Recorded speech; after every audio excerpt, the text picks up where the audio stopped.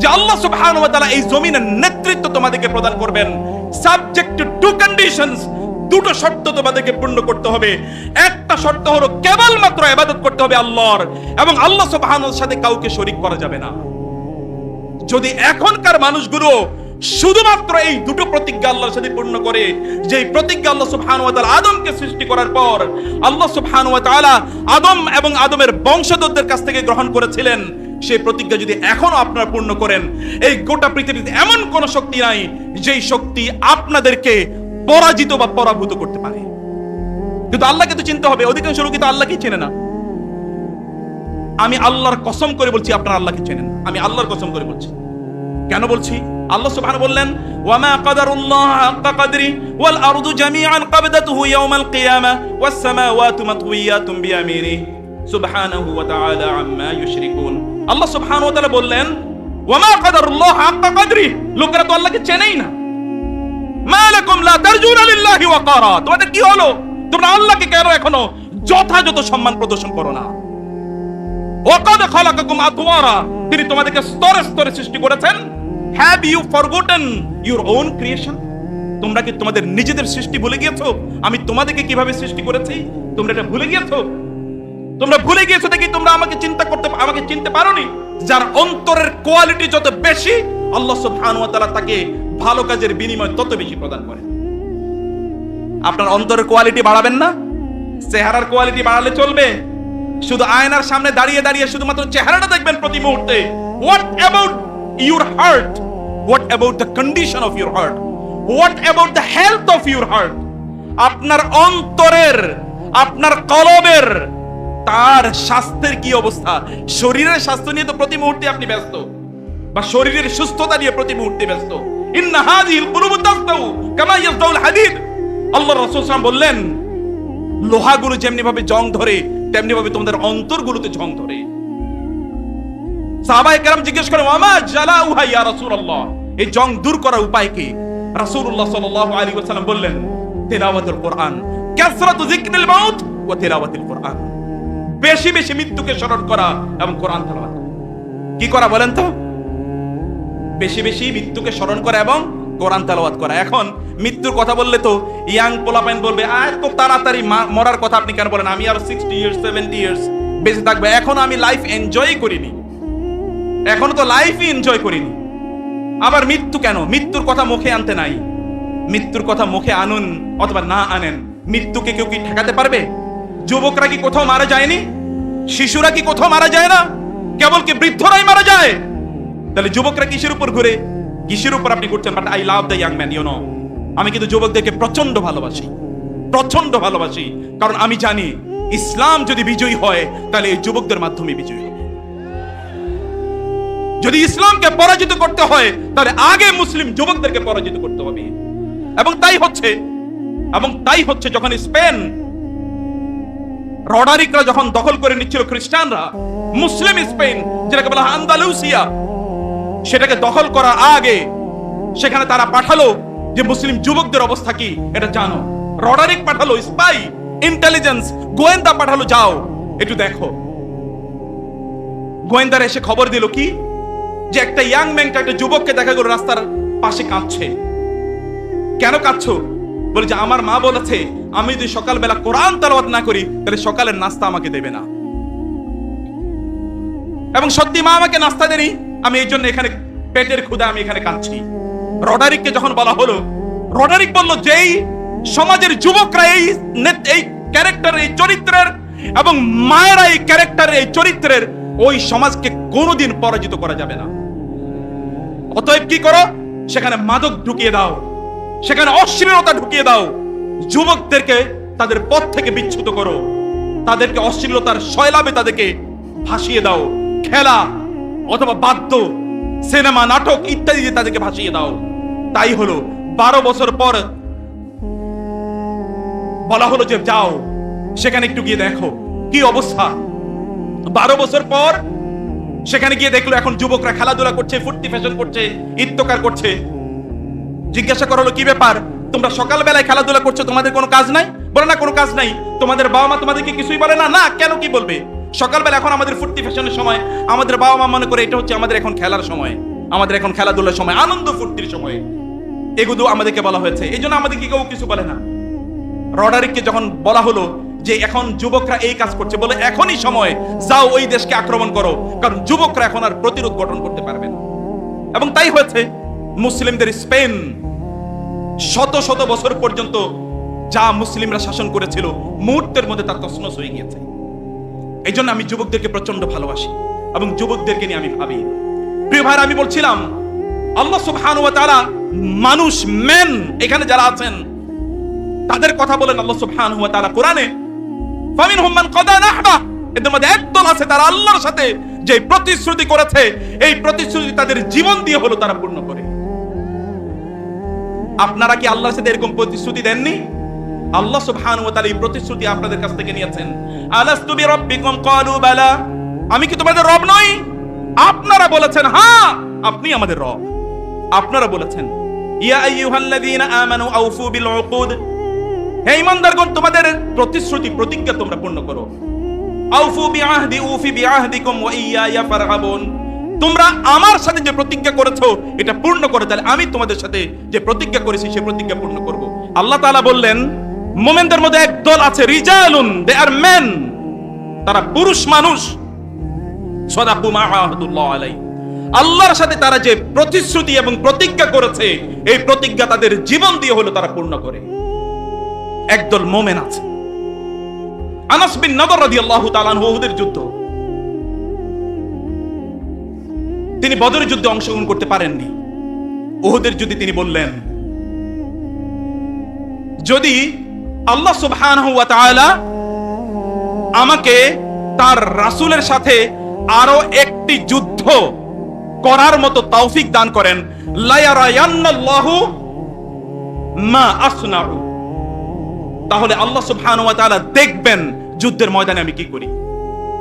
একজন মুমিন, আপনাদের মতো একজন মুমিন, তিনি বললেন আল্লাহ সুবহানাহু ওয়া তাআলা যদি আমাকে আরেকটি যুদ্ধ পর্যন্ত বাঁচিয়ে রাখেন, আল্লাহর রাসূলের সাথে যুদ্ধে অংশগ্রহণ করব, তাহলে আল্লাহ তাআলা দেখবেন আমি যুদ্ধের মধ্যে কি করি। সাআদ বিন মুআয রাদিয়াল্লাহু তাআলা আনহু এমন একজন সাহাবী যার মৃত্যুতে আল্লাহ সুবহানাহু ওয়া তাআলা আরশ পর্যন্ত কেঁপে উঠেছিল। ইহতাজ্জালাহু আরশুর রহমান। তিনি ইসলাম গ্রহণ করেছেন যখন তার বয়স 30, তিনি যখন মারা যান তখন তার বয়স 36। এই 6 বছর বয়সে তিনি এমন কি করলেন যে তার মৃত্যুর সময় আল্লাহ সুবহানাহু ওয়া তাআলার আরশ পর্যন্ত কেঁপে ওঠে। ঈমান কাকে বলে? আপনি তো 30, 40, 50, 60 বছর পর্যন্ত বিলিভার্স, মুমিন, ঈমানের দাবি করে থাকেন। আপনার ঈমান আপনাকে এতটুকু পর্যন্ত নিয়ে যায়নি যে আপনার মৃত্যুর সময় অথবা আপনার মৃত্যুর পর আরশ কাঁপবে তো অনেক দূরের কথা, জমিনের কোন অংশ পর্যন্ত আপনাকে মিস করে না। আল্লাহ সুবহানাহু ওয়া তাআলা বলেছেন ফামা বাকাত আলাইহিমুস সামাউ ওয়াল আরদু ওয়া মা Kanu মুনযারিন। There are some people when they die, not a single portion of the earth and the heaven does cry from them. একদল লোক আছে তারা যখন মারা যায় জমিন এবং আকাশের একটা অংশ তাদের জন্য কান্না করে না, এমন একদল লোক আছে। কিন্তু there are some people, এমন অনেক লোক আছে তারা যখন মারা যায় তাহলে জমিন এবং আরো আসমানের বহু বহু অংশ তাদের জন্য ফুফিয়ে ফুফিয়ে কান্না করতে থাকে। আল্লাহ সুবহানাহু ওয়া তাআলা বলেছেন ফামা বাকাত আলাইহিম সামাউ ওয়াল আরদু ওয়া মা কানু মুনযারিন, আসমান এবং জমিনের কোন অংশ তাদের জন্য কাঁদে না। আব্দুল্লাহ ইবনে আব্বাস রাদিয়াল্লাহু তাআলা আনহু এই আয়াতের ব্যাখ্যায় তিনি বলেছেন কোন একজন ঈমানদার সত্যিকারের মুমিন যদি মারা যায় তাহলে জমিনের যেই জায়গাগুলোতে সে সেজদা করেছিল, যেই জায়গাগুলোতে যে হেঁটেছিল, যেই জায়গাগুলোতে সে মানুষের সাথে কথা বলেছিল, দিনের দাওয়াত দিয়েছিল, আত্মীয়তার সম্পর্ক রক্ষা করেছিল, ওই জায়গাগুলো তার জন্য কাঁদতে থাকে। আসমানের ওই জায়গা তার জন্য কাঁদতে থাকে, যেই জায়গা দিয়ে প্রতি মুহূর্তে তার জন্য আল্লাহ সুবহানাহু ওয়া তাআলার পক্ষ থেকে রিজিক নাযিল হতো। সেই জায়গাগুলো তার জন্য কাঁদতে থাকে, যেই জায়গাগুলো দিয়ে আল্লাহ সুবহানাহু ওয়া তাআলার কাছে তার আমলনামাগুলো প্রতিদিন উত্থিত হতো। ওই জায়গাগুলো কাঁদতে থাকে এবং বলতে থাকে আল্লাহ তোমার ওই বান্দাকে আমি মিস করছি, তোমার ওই বান্দাকে তুমি ক্ষমা করে দাও, সে তোমার জিম্মাদারিতে চলে গেছে, তুমি তাকে ক্ষমা করে দাও। এমন একজন বিলিভার্স, এমন একজন মুমিন যদি আপনি না হতে পারেন প্রিয় ভাই, তাহলে এই ঈমান আপনাকে কোথায় নিয়ে যাবে আমি জানি না। এই ঈমান আপনার মুক্তির কারণ হবে কিনা আমি জানি না, I am absolutely in doubt. মহান আল্লাহ সুবহানাহু ওয়া তাআলা এমন ঈমান আমাদেরকে দান করুন যে ঈমান সাদ ইবনে মুআজ রাদিয়াল্লাহু তাআলা আনহুর মতো ব্যক্তিত্বদের জন্য 6 বছরের মাথায় আসমান পর্যন্ত তাদের মৃত্যুতে প্রকম্পিত হয়ে ওঠে। আনাস বিন নদরের কথা বলছি আমি। আনাস বিন নদর রাদিয়াল্লাহু তাআলা আনহু তিনি বললেন, আমি যদি আরেকটি যুদ্ধ পর্যন্ত বেঁচে থাকি, লা ইয়ারায়াল্লাহু মা আসনাউ, আল্লাহ দেখবেন আমি কি করি। আল্লাহ সুবহানাহু ওয়া তাআলা সত্যিকারই তাকে আরেকটি যুদ্ধ পর্যন্ত বাঁচিয়ে রাখলেন। উহুদের যুদ্ধ, রাসূলুল্লাহ সাল্লাল্লাহু আলাইহি ওয়াসাল্লাম যুদ্ধের ময়দানে যান, and you know the story. সিরা জানতে হবে প্রিয় ভাইরা, রাসূলের জীবনী পড়তে হবে, পৃথিবীর অন্য তামাম গ্রন্থগুলো পড়ে আপনি শেষ করে দেবেন। এগুলো প্রত্যেকটা পৃষ্ঠার জন্য আল্লাহর কাছে জবাবদিহি করতে হবে কেন পড়েছেন। কিন্তু সিরা পড়েছেন, এটা আল্লাহর জন্য শ্রেষ্ঠতম ইবাদতের অংশ। আল্লাহর রাসূলের জীবনী পড়েছেন, এটা ইবাদত। আল্লাহ সুবহানাহু ওয়া তাআলা তার রাসূলের জীবনীর মধ্যেই ইসলামকে রেখেছেন। আল্লাহ সুবহানাহু ওয়া তাআলা বলেছেন, লাকাদ কানা লাকুম ফি রাসূলিল্লাহি উসওয়াতুন হাসানাহ লিমান কানা ইয়ারজুল্লাহ ওয়াল ইয়াউমাল আখির। যদি আল্লাহকে চায়, আখিরাতকে চায়, তাহলে সেজন্য আল্লাহর রাসূলের জীবনকে অনুসরণ করে। এর বাইরে কোনো গতি নাই, এর বাইরে কোনো পথ নাই। আপনার বাসায় যদি আল্লাহর রাসূলের জীবনী না থাকে, go to the market and purchase a book on the biography of the prophet সাল্লাল্লাহু আলাইহি ওয়াসাল্লাম। এখনই বাজারে যান, রাসূলের একটা জীবনী কিনে নিয়ে আসুন এবং পড়ুন, and you will see the changes are taking place in your life. জীবন পরিবর্তন ঘটে যাবে। আল্লাহর রাসূল সাল্লাল্লাহু আলাইহি ওয়াসাল্লাম এর সাহচর্যে এসে লোকেরা মুহূর্তের মধ্যে পরিবর্তিত হয়ে গিয়েছিল। সেই রাসূল সাল্লাল্লাহু আলাইহি ওয়াসাল্লাম বেঁচে না থাকলেও তার জীবনী এখনো বেঁচে আছে। এটা আমাদের জন্য মুজিজা, আল্লাহর দ্বীনের জন্য এটা মুজিজা। অন্য সকল নবীদের জীবনী যদি আপনি পড়েন, কোরআন তাদের জন্য যতটুকু বলেছে তার বাইরে কোনো কিছুই নাই। কিন্তু মুহাম্মদুর রাসূলুল্লাহ সাল্লাল্লাহু আলাইহি ওয়াসাল্লাম এর জীবনীটা এমন যে তার জীবনের প্রত্যেকটি ঘটনা পর্যন্ত আল্লাহ সুবহানাহু ওয়া তাআলা সংরক্ষণ করে রেখেছেন। কেন রেখেছেন জানেন? কারণ হচ্ছে এই ঘটনাগুলোর মধ্যে আমাদের জন্য কি রয়েছে? শিক্ষা রয়েছে। এই জন্য অতএব এগুলো পড়তে হবে, বুঝতে হবে, জানতে হবে। সাদ রাদিয়াল্লাহু তাআলা আনহু যুদ্ধের ময়দানে, আনাস বিন নদর তিনিও যুদ্ধের ময়দানে। আনাস বিন নদর সাদকে লক্ষ্য করে বললেন, ওয়াল্লাহি ইন্নী লা আজিদু রিহাল জান্নাতি মিন কিবালি উহুদ। আল্লাহর কসম করে বলছি সাদ, উহুদ পাহাড়ের দিক থেকে আমি জান্নাতের ঘ্রাণ পাচ্ছি। উহুদের পাহাড়ের দিক থেকে জান্নাতের ঘ্রাণ আসছে। যুদ্ধের ময়দানে তিনি তার গোটা শক্তি দিয়ে তিনি যুদ্ধ করলেন। যুদ্ধ শেষ, there was a disaster। আপনারা জানেন সেখানে মুসলমানদের সামান্য সময়ের জন্য একটা ডিজাস্টার ঘটেছিল। সেখানে রাসূলুল্লাহ সাল্লাল্লাহু আলাইহি ওয়াসাল্লাম ব্যাপকভাবে তিনি আহত হয়েছেন। এটা চারিদিকে ছড়িয়ে পড়েছিল যে রাসূল সাল্লাল্লাহু মারা গিয়েছেন। ওয়ামা মুহাম্মাদুন ইল্লা রাসূল قد خلت من قبله الرسل أفإما أو قتل انقلبتم على أعقابكم। আল্লাহ সুবহানাহু ওয়া তাআলা বললেন, মুহাম্মদ তো রাসূলই একজন, তিনি মারা গেলে অথবা যুদ্ধে যদি তিনি মারা যান, নিহত হন, তাহলে কি তোমরা আবার মুশরিক হয়ে যাবে? মুহাম্মদ সাল্লাল্লাহু আলাইহি ওয়াসাল্লাম তো তিনি আজীবন থাকবেন, ইন্নাকা মাইয়াতুন ওয়া ইন্নাহুম মাইয়াতুন। আপনিও মারা যাবেন, গোটা পৃথিবীর মানুষ মারা যাবে। আফাইম মিত্তা ফাহুমুল খালিদুন। আপনি মারা গেলে এই লোকটা কি কিয়ামত পর্যন্ত বেঁচে থাকবে? এই পৃথিবীতে যদি কারো কিয়ামত পর্যন্ত বেঁচে থাকার অধিকার থাকতো, তাহলে তার নাম হচ্ছে মুহাম্মদুর রাসূলুল্লাহ সাল্লাল্লাহু আলাইহি ওয়াসাল্লাম। তিনি যদি মারা গিয়ে থাকেন, এভরিওয়ান ইজ টু ডাই, সকলকেই মারা যেতে হবে। ওয়ালাউ কুনতুম ফি বুরুজিন মুশাইয়াদা।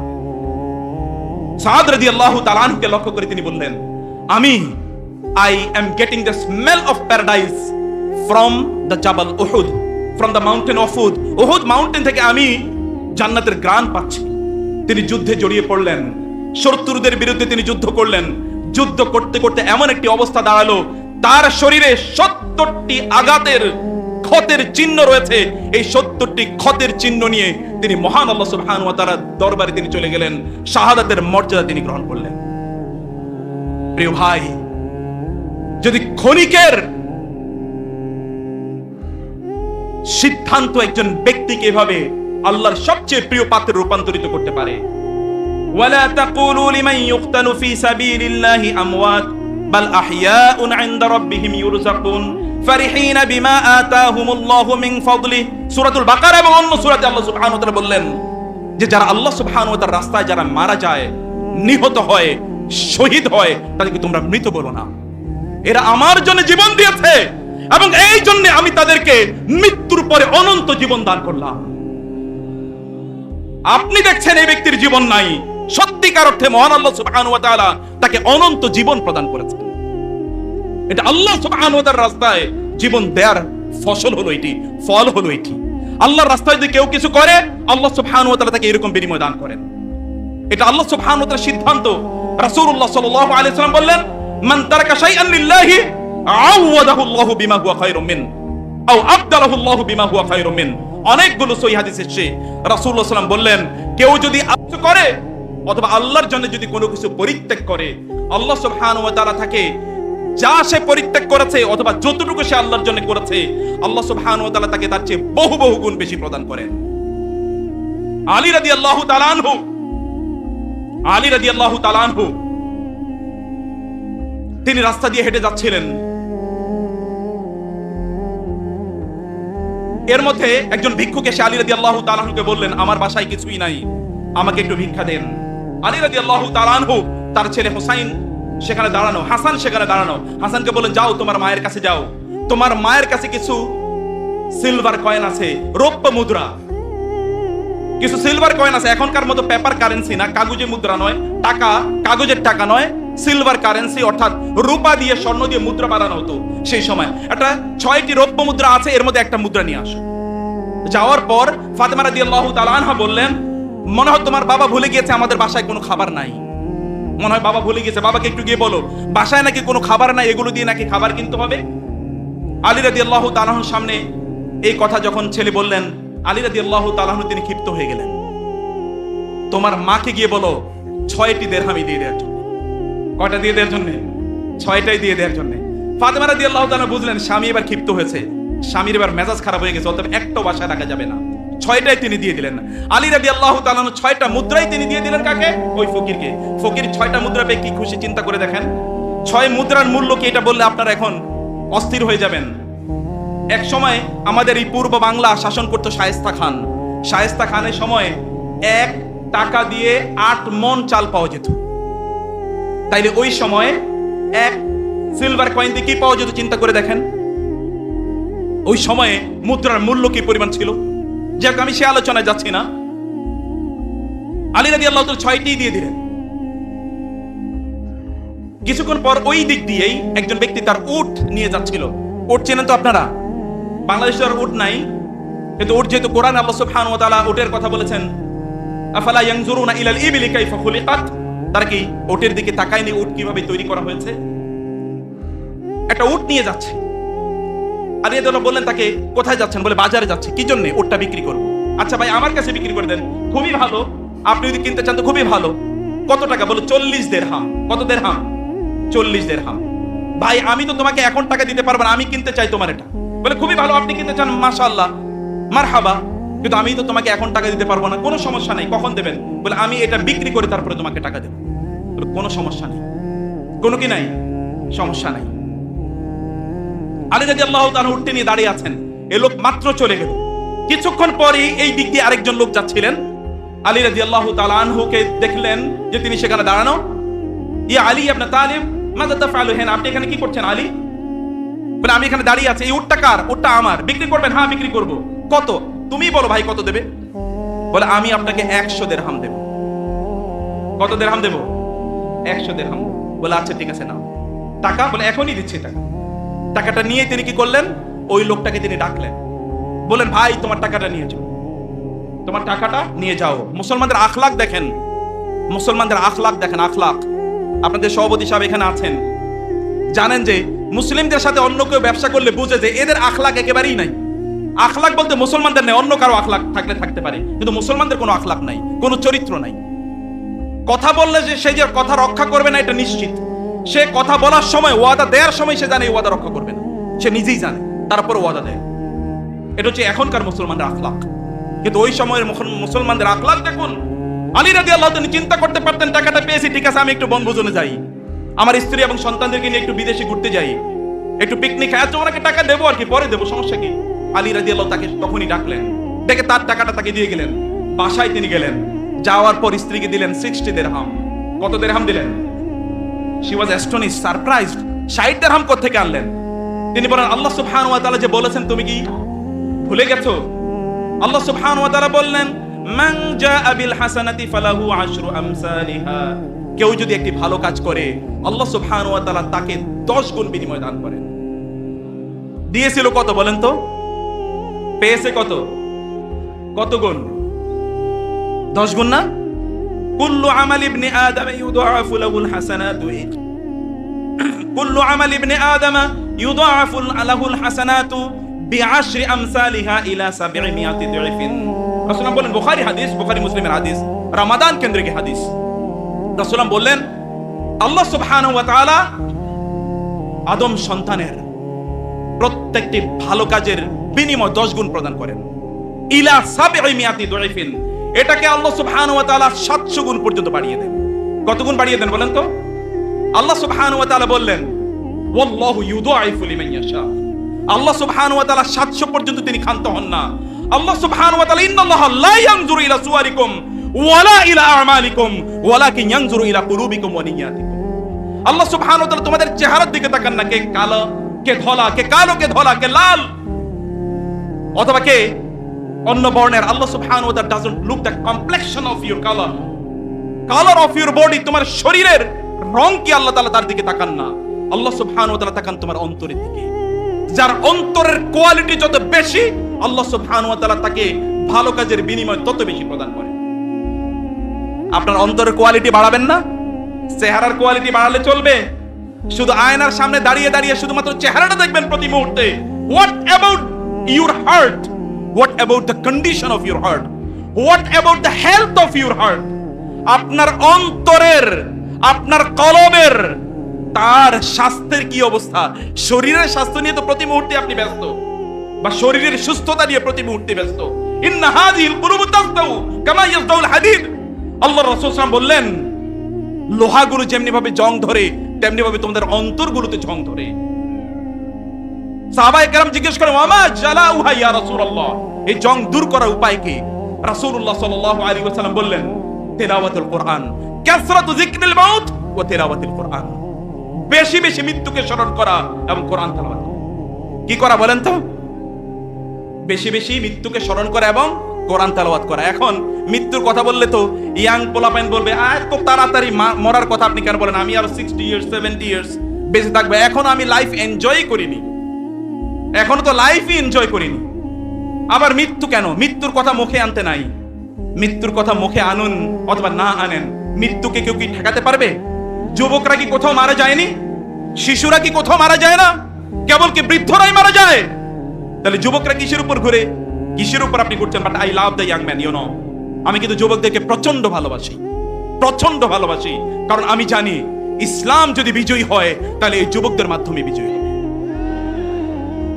যদি ইসলামকে পরাজিত করতে হয় তাহলে আগে মুসলিম যুবকদেরকে পরাজিত করতে হবে। এবং তাই হচ্ছে যখন স্পেন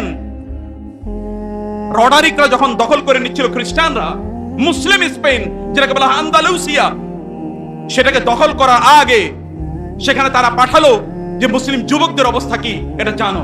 রডারিক পাঠালো, স্পাই, ইন্টেলিজেন্স, গোয়েন্দা পাঠালো, যাও একটু দেখো।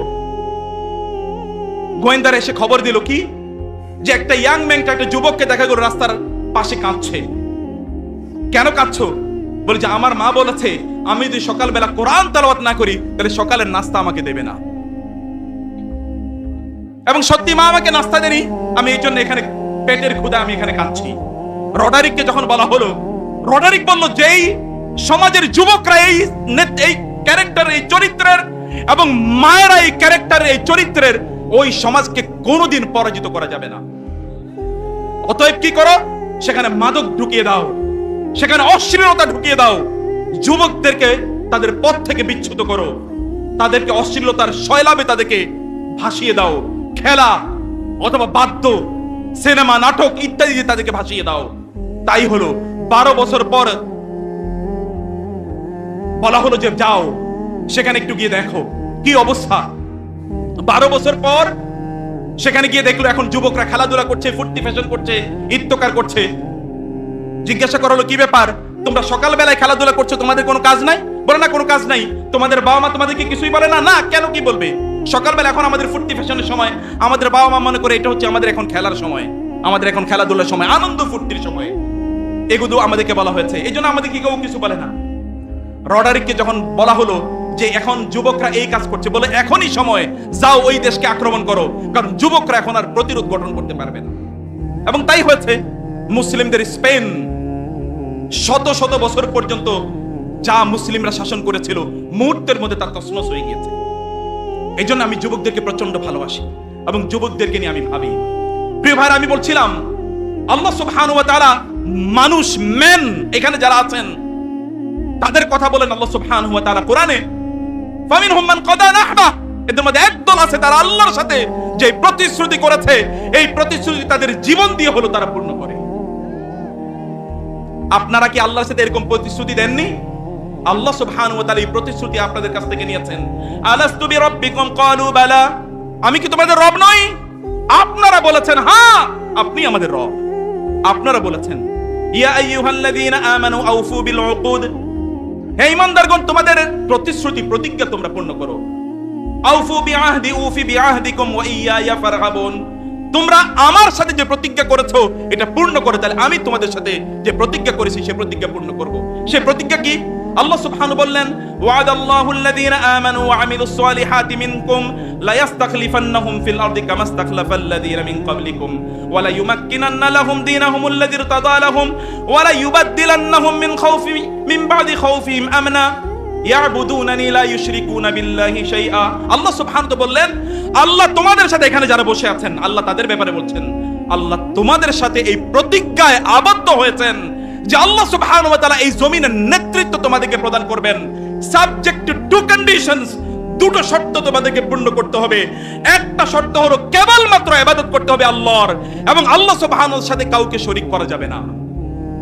যদি এখনকার মানুষগুলো শুধুমাত্র এই দুটো প্রতিজ্ঞা আল্লাহর সাথে পূর্ণ করে, যে প্রতিজ্ঞা আল্লাহ সুবহানাহু ওয়া তাআলা আদমকে সৃষ্টি করার পর আল্লাহ সুবহানাহু ওয়া তাআলা আদম এবং আদমের বংশধরদের কাছ থেকে গ্রহণ করেছিলেন, সেই প্রতিজ্ঞা যদি এখনো আপনারা পূর্ণ করেন, এই গোটা পৃথিবীতে এমন কোন শক্তি নাই যেই শক্তি আপনাদেরকে পরাজিত বা পরাভূত করতে পারে। কিন্তু আল্লাহকে তো চিনতে হবে। অধিকাংশ লোকই তো আল্লাহকে চেনে না। আমি আল্লাহর কসম করে বলছি আপনারা আল্লাহকে চেনেন না। আমি আল্লাহর কসম করে বলছি। কেন বলছি? আল্লাহ সুবহানাহু বললেন, ওয়ামা কাদারুল্লাহ হাক্কা কদরি ওয়াল আরদু জামিআন ক্বাবদাতুহু ইয়াওমাল কিয়ামাহ ওয়াস সামাওয়াতু মাতউইয়াতুন বিয়ামিনিহি সুবহানাহু ওয়া তাআলা আম্মা ইউশরিকুন। আল্লাহ সুবহানাহু ওয়া তাআলা বললেন, ওয়ামা কাদারুল্লাহ হাক্কা কদরি, লোকেরা তো আল্লাহকে চেনেই না। মা লাকুম লা তারজুনা লিল্লাহি ওয়াকারা, তোমাদের কি হলো? তোমরা আল্লাহকে কেন এখনো যথাযথ সম্মান প্রদর্শন করো না? ওয়াকাদ খালাকাকুম আতওয়ারা, তিনি তোমাদেরকে স্তরে স্তরে সৃষ্টি করেছেন। Have you forgotten your own creation? তোমরা কি তোমাদের নিজেদের সৃষ্টি ভুলে গিয়েছো? আমি তোমাদেরকে কিভাবে সৃষ্টি করেছি তোমরা এটা ভুলে গিয়েছো? তোমরা ভুলে গিয়েছো দেখি তোমরা আমাকে চিনতে পারোনি। ফালা উকসিমু বিমাওয়াকি'ন নুজুম ওয়া ইন্নাহু লাকাসামুন লাউ তা'লামুনা আযীম ইন্নাহু লাকুরআনুন কারীমুন ফি কিতাবিম মাকনুন লা ইয়ামাসসুহু ইল্লাল মুতাহহারুন তানযীলুম মির রাব্বিল আলামিন আফা বিহাযাল হাদীসি আনতুম মুদহিনুন ওয়া তাজআলুনা রিজকাকুম আন্নাকুম তুকাযযিবুন। মিথ্যা বলে আপনি আপনার রিজিক তালাশ করবেন আর আল্লাহ সুবহানাহু ওয়া তাআলাকে আপনি বিশ্বাস করেন সত্যিকার অর্থে। এটা আমি কিভাবে বিশ্বাস করি? এটা বিশ্বাস করার কোনো কারণ নাই, কোনো কারণ নাই বিশ্বাস করা। সত্যিকার অর্থে আল্লাহকে চেনেনি না। অধিকাংশ লোকে আল্লাহ সুবহানাহু ওয়া তাআলাকে চেনে না। قل أرأيتم إن أهلكني الله ومن معي أو رحمنا فمن يجير الكافرين من عذاب أليم قل أرأيتم إن أصبح ماؤكم غورا فمن يأتيكم بماء معين। আল্লাহ বললেন, রাসূলুল্লাহ সাল্লাল্লাহু আলাইহি ওয়াসাল্লাম বলছেন, রাসূলের কথা আল্লাহ কোট করছেন, আরআইতুম ইন আহলাকানি আল্লাহু ওয়া মান মা'িনা, what is your opinion if Allah kills me, Allah destroys me and those who are with me, who will save me from Allah subhanahu wa ta'ala, from his wrath, from his curse? আল্লাহ যদি আমাকে ধ্বংস করে দেন, রাসূল সাল্লাল্লাহু আলাইহি ওয়াসাল্লাম বলছেন, আল্লাহ যদি আমাকে ধ্বংস করে দেন এবং আমার সাথে যারা আছে তাদেরকে ধ্বংস করে দেন, তাইলে কার এই সাধ্য আছে আল্লাহ সুবহানাহু ওয়া তাআলা থেকে আমাদেরকে বাঁচায়? কারই সাধ্য আছে? আল্লাহ সুবহানাহু ওয়া তাআলা। তিনি যদি আপনাদের এই পানিগুলো, যে মিষ্টি পানি আপনারা খাচ্ছেন, এই পানিগুলোকে আল্লাহ সুবহানাহু ওয়া তাআলা যদি বলেন এগুলো মাটির নিচে চলে যাবে, এই পানি তোমরা উত্তোলন করতে পারবে না, ফামাইয়াতিকুম বিমাইন মাইন, তাইলে আপনি সুপেয় পানি, যে পানি আপনি খাচ্ছেন, তৃষ্ণা নিবারণ করছেন, এই পানি আপনি কোথায় পাবেন? কে আপনাকে পানি দেবে? একটা ড্রপ অফ ওয়াটার, গোটা পৃথিবীর সকল সায়েন্সকে যদি একত্রিত করা হয়, একটা ড্রপ অফ ওয়াটার বানানোর সাধ্য নাই কারো। এক ফোঁটা পানি বানানোর সাধ্য নাই। গোটা পৃথিবীর সকল সায়েন্স, সকল প্রপার্টি যদি একত্রিত করা হয়, এক ফোঁটা পানি কেউ বানাতে পারবে না। তাহলে সেই পানি আপনি তো এমনিতেই খাচ্ছেন। আল্লাহ সুবহানাহু ওয়া তাআলা বললেন, তোমরা কি দেখো না? আফারাআইতুম মা তাহরুসুন আআনতুম তাজরাউনাহু আম নাহনুজ যারিউন লাউ নাশাউ লাজআলনাহু হুতামান ফাযালতুম তাফাক্কাহুন ইন্না লামুগরামুনা বাল নাহনু মাহরুমুন আফারাআইতুমুল মা আল্লাযী তাশরাবুন আআনতুম আনজালতুমুহু মিনাল মুজনি আম নাহনুল মুনজিলুন লাউ নাশাউ লাজআলনাহু উজাজান ফাযালতুম ফালাউলা তাশকুরুন আফারাআইতুমুন নার আল্লাতী তুরুন আআনতুম আনশা'তুম শাজারাতাহা আম নাহনুল মুনশিউন নাহনু জাআলনাহা তাযকিরাতাও ওয়া মাতাআল লিল মুকওয়িন ফাসাব্বিহ বিসমি রাব্বিকাল আযীম। আল্লাহ সুবহানাহু ওয়া তাআলা বললেন, তুমি তোমার ফসলের দিকে তাকাও তো, তুমি এই ফসলের দিকে তাকাও। আমি যদি চাইতাম এই ফসলগুলোকে আমি ধ্বংস করে দিতে পারতাম। আমি যদি চাইতাম এই ফসলগুলোকে আমি ধ্বংস করে দিতে পারতাম। এই ফসল তুমি ঘরে তুলতে পারতে না। ফাতাফা আলাইহা তায়ফুম মির রাব্বিক ফাআসবাহাত কাসরিম ফাতানাদাউ মুসবিহিন আনিকদু আলা হারসিকুম ইন কুনতুম সারিমিন। ফালাউলা, আল্লাহ সুবহানাহু ওয়া তাআলা সূরাতুল কলম, লম্বা অনেক বর্ণনা। আল্লাহ সুবহানাহু ওয়া তাআলা বললেন, যদি আল্লাহ সুবহানাহু ওয়া তাআলা চাইতেন তাহলে তোমাদের এই ফসলগুলোকে আল্লাহ সুবহানাহু ওয়া তাআলা ধ্বংস করে দিয়ে আল্লাহ সুবহানাহু ওয়া তাআলা এগুলোকে তোমাদের খাদ্যের অনুপযোগী হিসেবে আল্লাহ তাআলা তৈরি করে দিতে পারতেন। আল্লাহ সুবহানাহু যদি চাইতেন তাহলে আসমান থেকে তিনি বৃষ্টি নাজিল করতেন না, বরং আসমান থেকে আল্লাহ সুবহানাহু ওয়া তাআলা লবণাক্ত পানি নাজিল করতেন। তাহলে কি হতে? তাহলে তোমাদের তো ফসল সব নষ্ট হয়ে যেত, তোমরা পানি খাওয়ার মতো পানি তোমরা পেতে না। যেমনি ভাবে সমুদ্রে আপনি আছেন, লবণাক্ত পানি, পানি চারিদিকে, water and water and water everywhere, but not a drink, not a drop to drink. চারিদিকে পানি পানি আর পানি, কিন্তু একটা ফোঁটাও খাওয়ার মতো নাই। সমুদ্রে যারা যায় তারা পেয় পানি নিয়ে যেতে হয়, অন্যথায় তারা বাঁচতে পারে না সেখানে। আল্লাহ সুবহানাহু যদি চাইতেন সবকিছুকে এরকম করিতে পারতেন। আল্লাহকে তো আপনি চেনেনই না, কিভাবে আপনি আল্লাহ সুবহানাহু ওয়া তাআলা আনুগত্য করবেন এবং ইবাদত করবেন? মহান আল্লাহ সুবহানাহু ওয়া তাআলা, ওয়া কানা ফাদলুল্লাহি আলাইকা আযীমা। আল্লাহ সুবহানাহু অনুগ্রহ আপনার উপর বিশাল, বিশাল অনুগ্রহ আল্লাহ সুবহানাহু ওয়া তাআলা আপনাকে দিয়েছেন। সেজন্য বলছি প্রিয় ভাইরা, আপনার কাছে আসলে মানুষের মানদণ্ড কি? আপনি কি মানুষ আসলে হতে পেরেছেন কিনা? আপনি যদি মানুষ এখন হতে না পারেন তাহলে শুনুন আল্লাহ সুবহানাহু ওয়া তাআলা, আল্লাহর রাসূল কিভাবে মানুষের কথা বলেছেন।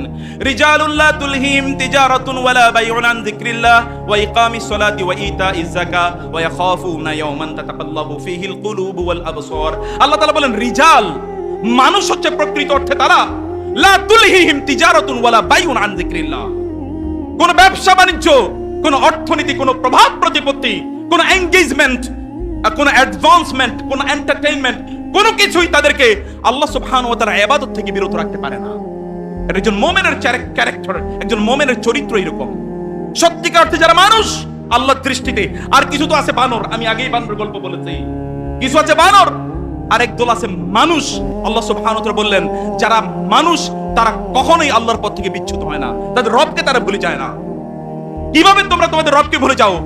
মা গাররা ইয়া আইয়ুহাল ইনসানু মা গাররাকা বিরাব্বিকাল কারীম আল্লাযী খালাকাকা ফাসাওয়াকা ফাআদালাক ফি আইয়ি সূরাতিন মা শাআ রাক্কাবাক। আল্লাহ সুবহানাহু ওয়া তাআলা বলেন ইয়া আইয়ুহাল ইনসান, হে মানুষ, মা গাররাকা বিরাব্বিকাল কারীম, তুমি তোমার রবকে কিভাবে ভুলে গেলে? তোমার কারীম রবকে তুমি কিভাবে ভুলে গেলে? আল্লাযী খালাকাকা ফাসাওয়াকা ফাআদালাক, যিনি তোমাকে সৃষ্টি করেছেন এবং তোমাকে সুঠাম দেহ দান করেছেন। কিভাবে তুমি সেই রবকে ভুলে গেলে? আল্লাহ নিজেই অবাক হচ্ছেন।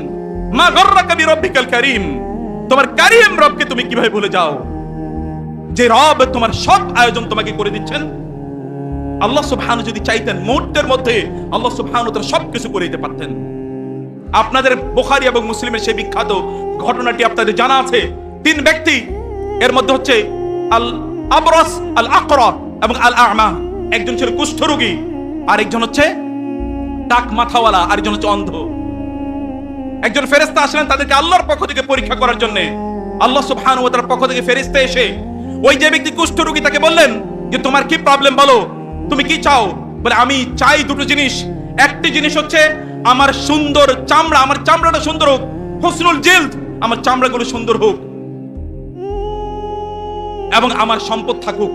বলে তোমার কাছে সবচেয়ে প্রিয় সম্পদ কোনটি? বলে আমার কাছে সবচেয়ে প্রিয় সম্পদ হলো আল ইবিল, উট।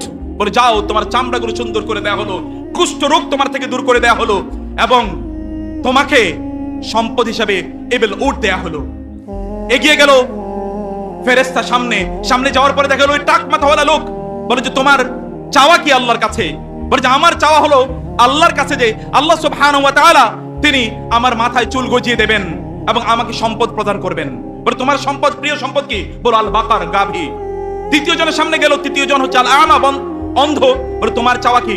আল্লাহ তাআলা আমার দৃষ্টি ফিরিয়ে দেন। এবং তোমার সবচেয়ে প্রিয় সম্পদ কি? বলো আমার প্রিয় সম্পদ হলো ছাগল, বকরি, আল্লাহ তাআলা আমাকে তাই প্রদান করুন। তিনজনকেই এই ফেরেশতা তো মানুষের বেশে গিয়েছে, তিনজনের জন্য আল্লাহ সুবহানাহু কাছে ফেরেশতা দোয়া করলো। আল্লাহ সুবহানাহু ওয়া তাআলা এই তিনজনের দোয়াই কবুল করে নিলেন। 10 বছর পর ফেরেশতা আসলেন তাদেরকে পরীক্ষা করার জন্য। যে ব্যক্তি কুষ্ঠরোগী ছিল তার কাছে গিয়ে বলল, ভাই আমি একটু গরিব মানুষ, অসহায় মানুষ, আমার একটু প্রবলেম আছে, আমার। সে ব্যক্তি বলল, না না, তোমাকে দেওয়ার মতো কোনো কিছু নাই আমার কাছে। বল না, তোমার এই যে এত সম্পদ, বলে আমার সম্পদ যত বেশি আমার দায়িত্ব তত বেশি, তোমাকে দেওয়ার মতো কোনো কিছু নাই, দিতে পারবে না, তুমি অন্য জায়গায় যাও। বল ভাই আপনাকে মনে আমি চিনি। বলে কিভাবে তুমি আমাকে চিনবে? মনে হচ্ছে আপনি ওই যে কুষ্ঠরোগী ছিলেন এবং আপনার কোনো সম্পদ ছিল না, আল্লাহ আপনাকে অনুগ্রহ করে সম্পদ দিয়েছেন। বলো না না, তুমি ভুল করছো, আমি বাপ দাদার কাছ থেকে বংশ পরম্পরা ক্রমে আমি এই সম্পদ পেয়েছি, জেনারেশন আফটার জেনারেশন আমার বাপ দাদার কাছ থেকে আমি সম্পদ পেয়েছি, আমরা বাপ দাদার আমল থেকে ধনী। এরকম অনেক লোক আছে না, বাপ দাদার আসলে কিছুদিন আগে টাকা হয়েছে বলে বাপ দাদার আমল থেকে ধনী, অতএব তোমাকে কিছু দেয়া যাবে না। ফেরেশতা বললেন, তুমি যদি এই কথায় সত্যবাদী না হয়ে থাকো তাহলে তোমার যে অবস্থা ছিল আল্লাহ তাআলা তোমাকে সেই অবস্থায় ফিরিয়ে নিয়ে যাক। বদদোয়া করে ফেরেশতা চলে গেলেন। সামনের ওই ব্যক্তির কাছে গেলেন যার মাথা ছিল টাক, তার কাছেও চাওয়া হলে সে একই উত্তর দিল। এবং ফেরেশতা তাকে বলেন, ভাই আপনাকে মনে হয় চিনি। বলে না, তুমি আমাকে কিভাবে চিনবে? মনে হচ্ছে আপনার মাথায় টাক ছিল এবং কোনো সম্পদ ছিল না। বলে না না, তুমি মিথ্যা বলছো, আমি আমার বাপ দাদার আমল থেকে সম্পদশালী এবং আমার মাথায় কখনোই টাক ছিল না, আমি সবসময় চুলওয়ালা ছিলাম। তুমি যদি ভাই সত্যবাদী না হয়ে থাকো তাহলে তোমার পূর্বের অবস্থা আল্লাহ তোমাকে ফিরিয়ে নিয়ে যাবে। তৃতীয় ব্যক্তির কাছে গেল যে অন্ধ ছিল, ভাই আমি একটু বিপদে আছি, আমাকে কিছু সাহায্য করেন। অন্ধ ব্যক্তি বলেন, ভাই আমিও একসময় অন্ধ ছিলাম, কিছুই ছিল না, এত এত সম্পদ যা দেখছেন এগুলো সব আল্লাহ সুবহানাহু ওয়া তাআলা আমাকে অনুগ্রহ করে দিয়েছেন, আপনার যা মনে চায় তা নিয়ে যান। অন্ধ ব্যক্তিকে ফেরেশতা বলেন, ভাই আমার এবার পরিচয় দেই আপনাকে, আমি হচ্ছে সেই যিনি প্রথম আপনার কাছে এসেছিলাম এবং আপনার জন্য দোয়া করেছিলাম। আমি মূলত আল্লাহর ফেরেশতা, আমার কোনো সম্পদের দরকার নাই, কিন্তু আমি আল্লাহর পক্ষ থেকে আপনাদের জন্য পরীক্ষা হিসেবে এসেছি। আমি পরীক্ষা করেছি আপনার দুই বন্ধু, তারা আল্লাহর নেয়ামতকে অস্বীকার করেছে, আল্লাহ তাআলা তাদেরকে পূর্বের অবস্থায় ফিরিয়ে দিয়েছেন। আর আপনি আল্লাহর নেয়ামতের শুকর আদায় করেছেন, আল্লাহ সুবহানাহু ওয়া তাআলা আপনার এই নেয়ামতের মধ্যে আরো সমৃদ্ধি ঘটিয়ে দেবেন। আল্লাহ সুবহানাহু ওয়া তাআলা বললেন, যে সকল ব্যক্তিরা মান শাকারা ফাইন্নামা ইয়াশকুরু লিনাফসি ওয়া মান কাফারা ফাইন্নাল্লাহা গানিয়্যুন হামিদ। আল্লাহ সুবহানাহু ওয়া তাআলা তিনি বললেন, কেউ যদি শুকর আদায় করে, আল্লাহ সুবহানাহু ওয়া তাআলা বললেন সে তার নিজের জন্য শুকর আদায় করলো। লা ইন শাকারতুম লা আযীদান্নাকুম ওয়া লা ইন কাফারতুম ইন্না আযাবি লাশাদীদ। তোমরা যদি আমার শুকর আদায় করো আমার নেয়ামতের, তাহলে আমি তোমাদের জন্য আমার নেয়ামতকে বাড়িয়ে দেব। নেয়ামতের শুকর আদায় করা দরকার। এই যৌবন এটা কিন্তু আল্লাহর পক্ষ থেকে নেয়ামত। যৌবন আপনি এমন কাজ করতে পারবেন, বার্ধক্যে আপনি সে কাজ করতে পারবেন না। অথচ যৌবন আপনাকে এরকম কাজ করতে হবে যেই কাজ আল্লাহর রাসূল সাল্লাল্লাহু আলাইহি ওয়াসাল্লাম করেছেন। সমাজের নেতা তিনি এমনি হননি, সমাজের নেতা হওয়ার আগে, নবী হওয়ার আগে তার মধ্যে যেই বৈশিষ্ট্যগুলো তৎকালীন যুগে পরিস্ফুটিত হয়েছিল, যেই গুণগুলোর কথা জাহিলি যুগের লিটারেচার পর্যন্ত স্বীকার করেছে। আর সাদিক আল আমিন, তার জীবনে কোনোদিন তিনি মিথ্যা কথা বলেননি এবং তার জীবনে কখনো তিনি আমানতের খেয়ানত করেননি। এখনকার যুবকদের মধ্যে সেই চরিত্র আপনি কোথায় পাবেন? এই চরিত্র যদি আপনি পান তাহলে সত্যিকার অর্থে আপনার রাসূলের উত্তরসূরি এবং সত্যিকার অর্থে সমাজে আপনি এমন প্রভাব ফেলতে পারবেন যেমন প্রভাব ফেলেছিল আমাদের সালাফরা। এমন চরিত্রের অধিকারী হতে হবে। প্রিয় ভাইরা, আমি বলছি আপনাদেরকে মানুষ হওয়ার জন্য আল্লাহর রাসূল সাল্লাল্লাহু আলাইহি ওয়াসাল্লামের কাছে অথবা আল্লাহর কাছে মানুষ হওয়ার মানদণ্ড কোনোদিনই সব অর্থবৃত্ত নয়, সম্পদ নয়, প্রভাব প্রতিপত্তি নয়, পোস্ট পজিশন নয়, অথবা আপনার শরীরটা কতটা অ্যাথলেটিক বডি। বুঝেন না? অ্যাথলেটিক বডি বুঝেন না? অ্যাথলেটিক বডি বুঝেন না? মানে যে প্লেয়ার্স, প্লে বয়, তার শরীরকে তাকালি দেখা যায় এখানে বিভিন্ন জায়গায় ভাঁজ আছে, তিনি জিম করেন, একেবারে নাদুস নুদুস চেহারার অধিকারী, খুবই শক্ত তার বাহু এবং দেহ, এইরকম চেহারা, এরকম শরীর আল্লাহর কাছে মনুষ্যত্ব অথবা ব্যক্তিত্বের কোনো মানদণ্ড নয়। আল্লাহর কাছে ব্যক্তিত্বের মানদণ্ড হলো ভিন্ন। রাসূলুল্লাহ সাল্লাল্লাহু আলাইহি ওয়াসাল্লাম এর একজন সাহাবী, তার নাম ছিল জাহের বিন হারাম রাদিয়াল্লাহু তাআলা আনহু, যাকে লক্ষ্য করে রাসূলুল্লাহ সাল্লাল্লাহু আলাইহি ওয়াসাল্লাম বলেছেন এখানে অনেক জাহের থাকতে পারে আমি জানি। রাসূলুল্লাহ সাল্লাল্লাহু আলাইহি ওয়াসাল্লাম তাকে লক্ষ্য করে বলেছিলেন জাহিরুন বাদিয়াতুনা ওয়া নাহনু হাদিরুহু, জাহের আমাদের গ্রামের লোক, আমাদের গ্রামের প্রতিনিধি, আর আমরা হলাম জাহেরের শহরের প্রতিনিধি। জাহেরকে রাসূল সাল্লাল্লাহু আলাইহি ওয়াসাল্লাম এতটা ভালোবাসতেন, জাহের যখনই শহরে আসতেন রাসূলুল্লাহ সাল্লাল্লাহু আলাইহি ওয়াসাল্লামের জন্য একটু হাদিয়া নিয়ে আসতেন। কি নিয়ে আসতেন বলেন তো? হাদিয়া, গিফট নিয়ে আসতেন, গিফট। একবার তিনি শহরে আসলেন, রাসূলুল্লাহ সাল্লাল্লাহু আলাইহি ওয়াসাল্লাম শহরের বাজারের পাশে দিয়ে তিনি যাচ্ছিলেন, দেখলেন জাহের সেখানে কিছু একটা বিক্রি করছে। তিনি পিছন থেকে জাহেরকে গিয়ে এভাবে ধরলেন, তার চোখ বন্ধ করে পিছন থেকে জাহেরকে ধরলেন এবং বললেন মাইয়াশতারি হাযাল আবদ, এই গোলামকে কে কিনবে? তিনি চিৎকার করে বলছেন এই গোলামকে কে কিনবে? জাহের ভাবলেন কে আমার চোখ বন্ধ করে রাখলো? তিনি একটু তার হাতটা একটু স্পর্শ করার চেষ্টা করলেন, হাত দিয়ে একটু ধরার চেষ্টা করলেন, কে? রাসূলুল্লাহ সাল্লাল্লাহু আলাইহি ওয়াসাল্লামের হাত এবং দেহ মোবারকে স্পর্শ করার পরেই জাহের বুঝতে পারলেন ইনি আমার রাসূল ছাড়া আর কেউ না। প্রিয় ভাই, তিনি এমন প্রিয় মানুষ, তার শরীর ধরলে সাহাবায়ে কেরাম বুঝতে পারতেন ইনি আমার রাসূল ছাড়া কেউ না। যদি শরীর ধরলে বোঝা যায় তাহলে তার ক্যারেক্টার ধরলে কেমনে বোঝা যেত? ওয়া ইন্নাকা লাআলা খুলুকিন আযীম, আপনাকে আমি মহান চরিত্রের উপর অধিষ্ঠিত করেছি। আল্লাহ সুবহানাহু ওয়া তাআলা তার রাসূলের ব্যাপারে বলেছেন, তার শরীর দেখলে ধরলে যদি বোঝা যায় he is my beloved prophet, তাহলে তার চেহারা দেখলে, তার চরিত্র দেখলে কেমন মুগ্ধ হওয়ার কথা ছিল। সাহাবায়ে কেরামরা তো এমনি মুগ্ধ হননি, এমনি পাগল হননি। তিনি বুঝতে পারলেন he is none but my prophet সাল্লাল্লাহু আলাইহি ওয়াসাল্লাম। তিনি বললেন ইজান তাজিদুনি কাসিদান ইয়া রাসূলুল্লাহ। তিনি রাসূলকে পেলেন, তার পিঠটা রাসূল সাল্লাল্লাহু আলাইহি ওয়াসাল্লামের পেটের সাথে তিনি বারবার এরকম তিনি কি করছেন? ঘষা দিচ্ছেন রাসূলের শরীরের সাথে। যদি তার শরীরটা একটু লাগে, এর মাধ্যমে তিনি যদি একটু বারাকা পান, এটা ছিল তার উদ্দেশ্য। রাসূলুল্লাহ সাল্লাল্লাহু আলাইহি ওয়াসাল্লামকে লক্ষ্য করে বলেন ইয়া রাসূলুল্লাহ, আমাকে কে কিনবে? আমি একজন কৃতদাস, আমি একজন নিগ্রো, কালো, এবং আমি গ্রামে থাকি। আমার ভাষা ঠিক নয়, আমার চেহারা সুন্দর নয়, আমার কথাবার্তা অত সুন্দর নয়, আমি একজন কৃতদাস, গরিব মানুষ, আমাকে কে কিনবে ইয়া রাসূলুল্লাহ? আপনি তো আমাকে বিক্রি করতে চান, আমি খুব বেশি টাকা পাবেন না, দাম পাবেন না। রাসূল সাল্লাল্লাহু আলাইহি ওয়াসাল্লাম বললেন ওয়াল্লাহি, আল্লাহর কসম করে বলছি, ওয়ালাকিন্নাকা ইনদাল্লাহি লাস্তা বিকাসিদ ইন্নাকা ইনদাল্লাহি গালিন ইন্নাকা ইনদাল্লাহি গালিন। হে জাহের, তুমি আল্লাহর কাছে কম মূল্যের লোক নও, বরং তুমি আল্লাহর কাছে মহা দামি। তোমার দাম মহান আল্লাহ সুবহানাহুর কাছে আকাশচুম্বী। এই দাম কিসের উপর ভিত্তি করে? চেহারা অনেক সুন্দর, মেয়েকে বিয়ে দেবেন খুবই সুন্দর চেহারা, অথবা ছেলেকে বিয়ে করাবেন খুবই সুন্দর চেহারার মেয়ে যদি না হয় তাহলে আর বিয়ে করান না। কালো মেয়েদেরকে কে বিয়ে করবে? কালো ছেলেদেরকে কারা বিয়ে করবে? আমাকে আজকে আমি পড়ছিলাম, একজন বোন তিনি আমাকে মেসেজ পাঠিয়েছেন যে শেখ, আমি কালো, আমার বিয়ে হয় না। দীর্ঘদিন পর্যন্ত বিয়ের চারিদিক থেকে বিয়ের প্রস্তাব আসে, কিন্তু বিয়ে আমার হয় না। আমার গোটা জীবন জুড়ে আমি কোনো ছেলের দিকে কোনোদিন তাকাইনি বদনজরে, কোনো ছেলের সাথে কোনোদিন আড্ডা দেইনি, হারাম রিলেশনে কোনোদিন আমি জড়াইনি। আমি আল্লাহকে ভয় পেয়েছি, আল্লাহর রাসূলকে ভালোবেসেছি, আল্লাহর শরীয়তকে আমি মেনে নিয়েছি। শেখ, কিন্তু আমার তো বিয়ে হচ্ছে না। আপনি একটু যুবকদেরকে বলেন ওরা যেন সাদা চামড়ার পিছনে না ঘুরে, ওরা যেন কালোদের দিকে একটু তাকায়। কালো মানিক আপনারা খুঁজে পান না। প্রিয় ভাই, প্রিয় বোন, চামড়ার উপর কোনোদিন ভালো মন্দ নির্ভর করে না। যদি তাই হতো তাহলে ইউরোপিয়ানরা এই পৃথিবীর সবচেয়ে ভালো মানুষ হতো, কিন্তু এই পৃথিবীর যত খারাপ কাজ আবিষ্কার করেছে এই ইউরোপিয়ান এবং আমেরিকানরা। সাদা চামড়া কোনোদিন মানুষের জন্য শ্রেষ্ঠত্বের মাপকাঠি হতে পারে না। আল্লাহ সুবহানাহু ওয়া তাআলা বলেছেন ইন্না আকরামাকুম ইনদাল্লাহি আতকাকুম। জুলাইবিব রাদিয়াল্লাহু তাআলা আনহু, রাসূলুল্লাহ সাল্লাল্লাহু আলাইহি ওয়াসাল্লাম জুলাইবিবকে লক্ষ্য করে বলেন ইয়াং ম্যান, আপনাদের মতো কালো এক কৃতদাস যুবক। রাসূল বলেন ইয়া জুলাইবিব আলা তুজাউইজ, তুমি কি বিয়ে করবে না? জুলাইবিব বলেন ইয়া রাসূলুল্লাহ, কে আমাকে বিয়ে করবে? রাসূলুল্লাহ সাল্লাল্লাহু আলাইহি ওয়াসাল্লাম বললেন ঠিক আছে, আমি দেখছি। তিনি মদিনার সম্ভ্রান্ত একজনকে ডেকে বললেন আপনার মেয়েকে আমি বিয়ের ব্যবস্থা করতে চাই। তিনি ভাবলেন রাসূলই বুঝি বিয়ে করতে চায়। তিনি বললেন মারহাবান বিক কুররাতু আইনি ইয়া রাসূলুল্লাহ, আপনি আমার মেয়েকে বিয়ে করতে চান, এটা তো আমার জন্য সবচেয়ে বড় news, big news for me ইয়া রাসূলুল্লাহ। এটা তো আমার চোখের প্রশান্তি, আমার সবচেয়ে বড় expectation that you will marry my daughter. রাসূল বলেন না, আমি তাকে আমার জন্য চাচ্ছি না। কার জন্য? জুলাইবিব। ইয়া রাসূলুল্লাহ, জুলাইবিব ছাড়া আর কাউ নেই? জুলাইবিব ছাড়া আর কাউকে পেলেন না?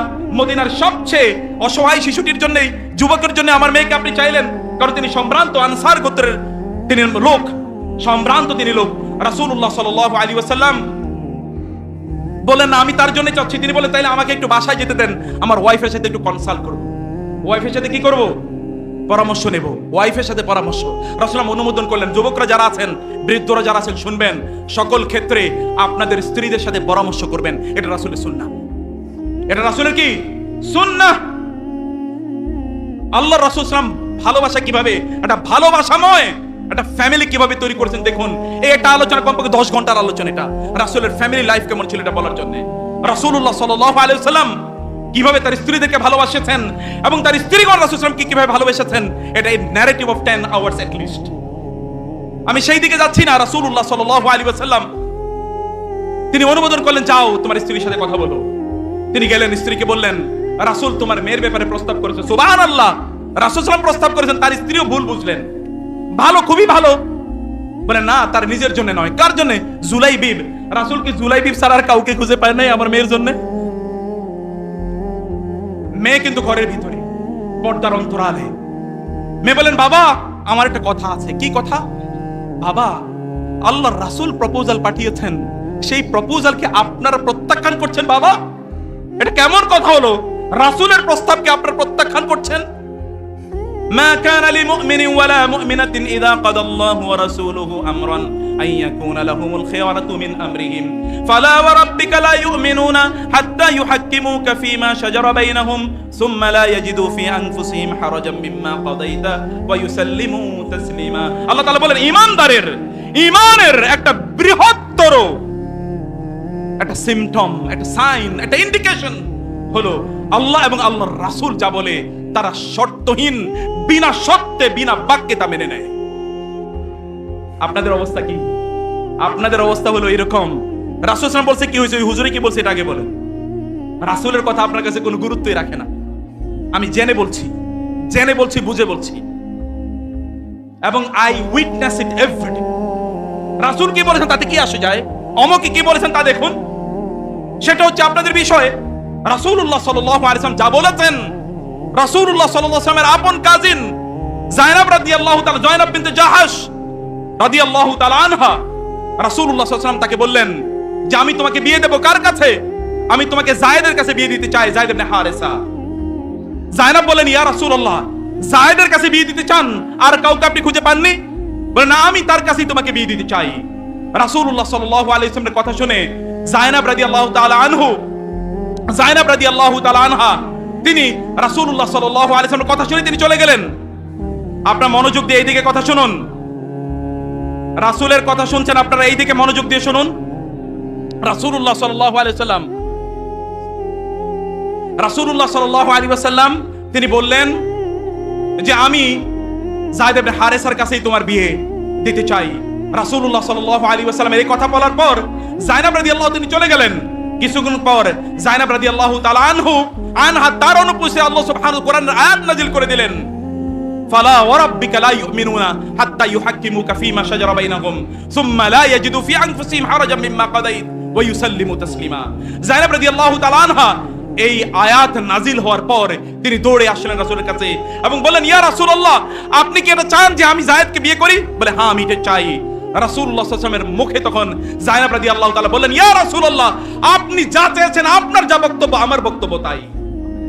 কিভাবে আল্লাহর রাসূলের কাছে আত্মসমর্পণ করতে হয়, আল্লাহর কাছে আত্মসমর্পণ করতে হয়, এটাই হচ্ছে প্রিয় ভাই বিষয়।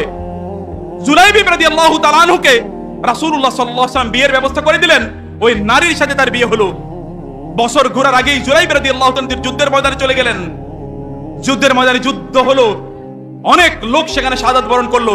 রাসূলুল্লাহ সাল্লাল্লাহু আলাইহি ওয়াসাল্লাম বললেন, হাল তাফকাদুনা আহাদান, তোমরা কি কাউকে মিস করছো, কাউকে খুঁজে পাচ্ছ না, এরকম কেউ আছে? বলে, না, আমরা সবাইকে পাচ্ছি ইয়া রাসূলুল্লাহ। বলেন, না, আমি একজনকে মিস করছি, একটু খোঁজো, আবার খোঁজো। সাহাবায়ে কেরাম এসে বলেন, ইয়া রাসূলুল্লাহ, আমরা তো এরকম কাউকে খুঁজে পাচ্ছি না।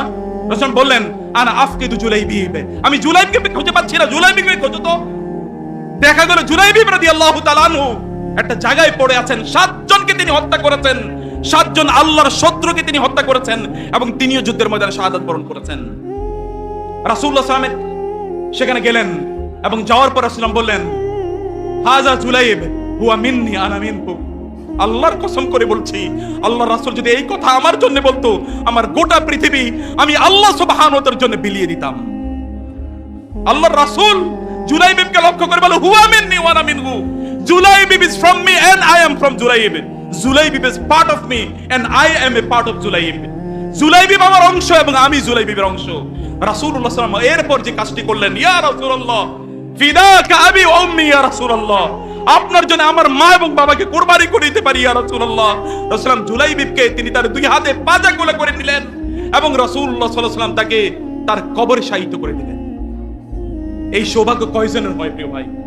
এই সৌভাগ্য কয়জনের হয়? রাসূলুল্লাহ সাল্লাল্লাহু আলাইহি ওয়াসাল্লাম তিনি আছেন, আব্দুল্লাহ ইবনে মাসউদ রাদিয়াল্লাহু তাআলা আনহু তিনি আরাক নামক একটা বৃক্ষ থেকে, আব্দুল্লাহ ইবনে মাসউদ রাদিয়াল্লাহু তাআলা আনহু মেসওয়াক তিনি ভাঙছিলেন। এর মধ্যে বাতাস প্রবাহিত হলো। বাতাস প্রবাহিত হওয়ার কারণে আব্দুল্লাহ ইবনে মাসউদ রাদিয়াল্লাহু তাআলা পায়ের গোড়ালি থেকে একটু কাপড় সরে গিয়েছে। কাপড় সরে যাওয়ার পর তার পায়ের গোয়ালিগুলো, এত চিকন পায়ের গোয়ালি, এই পায়ের গোয়ালি পর্যন্ত গুলো সাহাবায়ে কেরাম রাদিয়াল্লাহু তাআলা আনহুম দেখে ফেললেন এবং তারা হেসে দিলেন। চিকন পায়ের গোয়ালি, একজন পুরুষ মানুষের পায়ের গোয়ালিগুলো তো একটু মোটা হবে, পায়ের পাতাগুলো একটু মোটা হবে, কিন্তু খুবই চিকন, এটা দেখে সাহাবায়ে কেরাম হেসে দিলেন। রাসূল বললেন, মিম্মা তাদহাকুন, তোমরা কি দেখে হাসছো?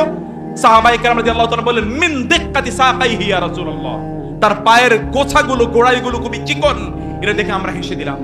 রাসূলুল্লাহ সাল্লাল্লাহু আলাইহি ওয়াসাল্লাম বললেন, আল্লাহর কসম করে বলছি, যদি এই দুটি পা যদি মিজানে, দাড়ি পাল্লায়, কিয়ামতের ময়দানে, হাসরের ময়দানে ভালো মন্দ যখন মূল্যায়ন করা হবে, দাড়ি পাল্লায় যখন মাপা হবে, তখন এই দুইটা পা যদি ওই দাড়ি পাল্লায় রাখা হয়, আল্লাহর কসম করে বলছি, এই দুটো পায়ের দাড়ি পাল্লা এত এত ভারী হয়ে যাবে যে অন্য পাল্লাটি খুঁজেও পাওয়া যাবে না।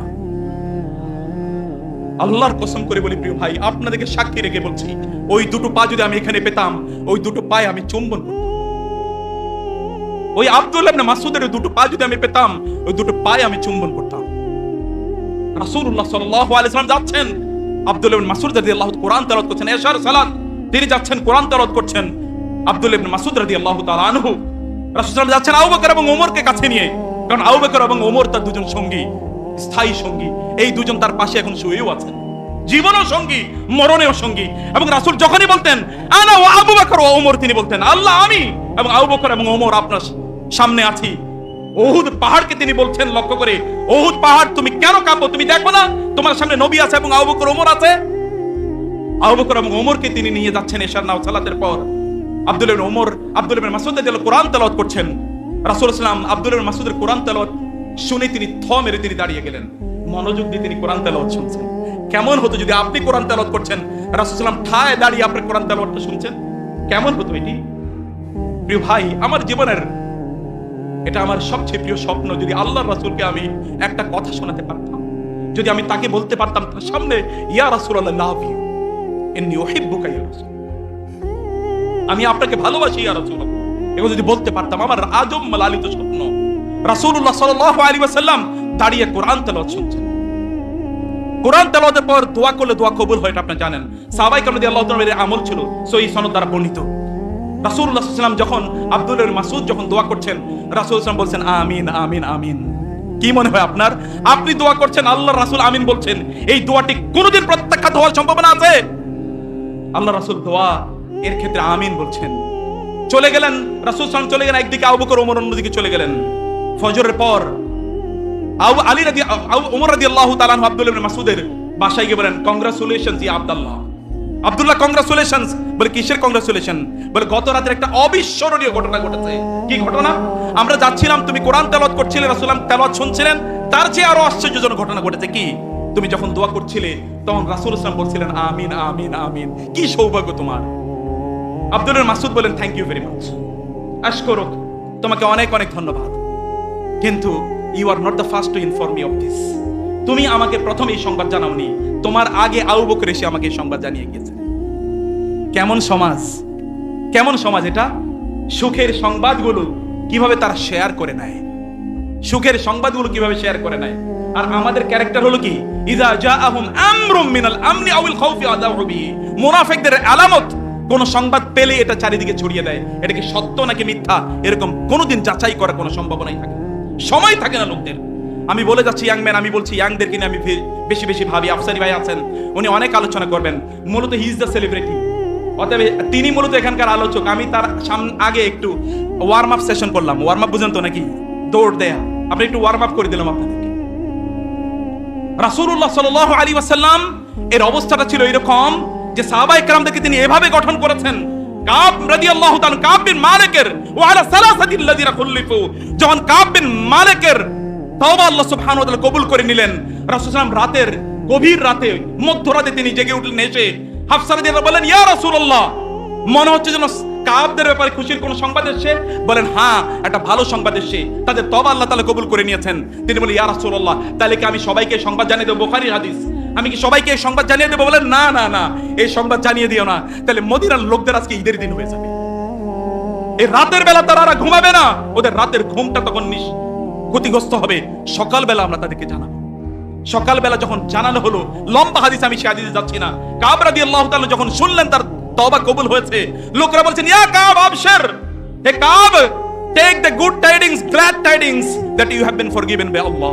কাব রাদিয়াল্লাহু তাআলা আনহু ফাকাররা সাজিদান, তিনি সিজদায় লুটিয়ে পড়লেন মহান আল্লাহ সুবহানাহু শুকর আদায় করার জন্য। সেখান থেকে তিনি যাচ্ছেন, লোকেরা রাস্তায় রাস্তায় কংগ্রাচুলেশন যাচ্ছে, কংগ্রাচুলেশন কংগ্রাচুলেশন, বিভিন্ন জায়গায় জটলা জটলা জটলা জটলা। কি কারণে জানেন?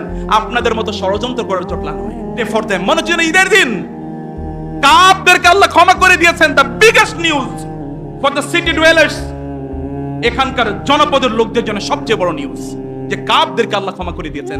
মুসলিম সোসাইটি কেমন হওয়া দরকার, একটা আদর্শ সমাজ কেমন হওয়া দরকার, চিন্তা করে দেখুন। আর আমরা তো কারো যদি সুখের কথা, ওই যে বানরের কিচ্ছা আমি আগে বলেছিলাম, কারো সুখের কথা শুনলে তার টাইনা নামাই। কারো সুখের কথা শুনলে কি তাকে আমরা টেনে কিভাবে নামানো যায়, এটা হচ্ছে আমাদের একমাত্র চিন্তা। প্রিয় ভাইরা, মানুষের সুখ শেয়ার করুন, আখলাক তো চরিত্র তৈরি করুন। আদ-দীন ওয়াল খুলুক, আদ-দীন ওয়াল খুলুক, আল মুমিনু ইউলাফ, আল মুমিনু ইয়ালাফ ওয়া লা ইউলাফ ওয়া লা খায়রা ফি আহাদিন লা ইয়ালাফ ওয়া লা ইউলাফ। আল্লাহর রাসূল সাল্লাল্লাহু আলাইহি ওয়াসাল্লাম বলেছেন, মুমিনরা সে অন্যকে ভালোবাসে এবং মুমিনরাও তাকে ভালোবাসে। ইন্নাল্লাযীনা আমানু ওয়া আমিলুস সালিহাতি সায়াজআলু লাহুমুর রাহমান উদ্দা ফাইন্নামা ইয়াসসারনাহু বিলিসানিকা লিতুবাশশিরা বিহিল মুত্তাকিন ওয়া তুনযিরা বিহি কওমান লুদ্দা। যারা প্রকৃত অর্থে মুমিন, গোটা পৃথিবীকে আল্লাহ সুবহানাহু ওয়া তাআলা তাদের ভালোবাসার জন্য অবনত করে দেন। এটা আল্লাহ সুবহানাহু ওয়া তাআলার নির্দেশ, আল্লাহ সুবহানাহু ওয়া তাআলার ওয়াদা। এবং আল্লাহর রাসূল সাল্লাল্লাহু আলাইহি ওয়াসাল্লাম বলেছেন, ওই মুমিন মুমিনই না যাকে অন্যরা ঘৃণা করে। আল মুমিনু গিররুন কারীমুন ওয়াল ফাজিরু খাব্বুন লাঈমুন। ফাজির অপরাধী পাপিষ্ঠ লোক সে যাকে অন্যরা সকলে ঘৃণা করে। মুমিনকে সকলে ভালোবাসতে হয়। আল্লাহ সুবহানাহু ওয়া তাআলা অন্যদের অন্তরে মুমিনদের জন্য ভালোবাসা তৈরি করে দেন। অথবা আপনি যদি কাউকে ভালোবাসতে পারেন এবং অন্যরা যদি আপনাকে ভালোবাসে, তাহলে বুঝবেন যে আপনার মধ্যে ঈমান আছে। এরকম একটা ক্যারেক্টার নিজেদের মধ্যে তৈরি করা দরকার। আল্লাহ সুবহানাহু ওয়া তাআলা আমাদেরকে সত্যিকার অর্থে মানুষ হওয়ার তৌফিক দান করুন। এবং মানুষ বলতে শুধুমাত্র পুরুষের কথা বলছি না, নারীরাও কিন্তু মানুষের অন্তর্ভুক্ত। এরকম হওয়ার তৌফিক দান করুন। জান্নাতে যাওয়া খুবই সহজ। আল্লাহ সুবহানাহু ওয়া তাআলার নিয়ামত, তিনি আমাদের জন্য এটা সহজ করে দিয়েছেন। শুধুমাত্র ইস্তেকামত আমাদের জন্য জরুরি। আল্লাহ সুবহানাহু ওয়া তাআলা এই মাহফিলকে কবুল করে নিন এবং এখানে যারা অংশগ্রহণ করেছেন, আল্লাহ সুবহানাহু ওয়া তাআলা সকলকে কবুল করে নিন। প্রিয় ভাইরা, অন্তরকে বিশুদ্ধ করে এখানে বসুন। আল্লাহ সুবহানাহু ওয়া তাআলা বলেছেন যে ব্যক্তিরা যারা আল্লাহ সুবহানাহু ওয়া তাআলার জিকিরে তারা মগ্ন থাকে, আল্লাহ সুবহানাহু ওয়া তাআলা তাদের ব্যাপারে বলেছেন, ইয়া আইয়ুহাল্লাযীনা আমানু যকুরুল্লাহা যিকরান কাসীরা ওয়াসাব্বিহু বুকরাতাম ওয়া আসীলা ইন্নাল্লাহা ওয়া মালাইকাতাহু।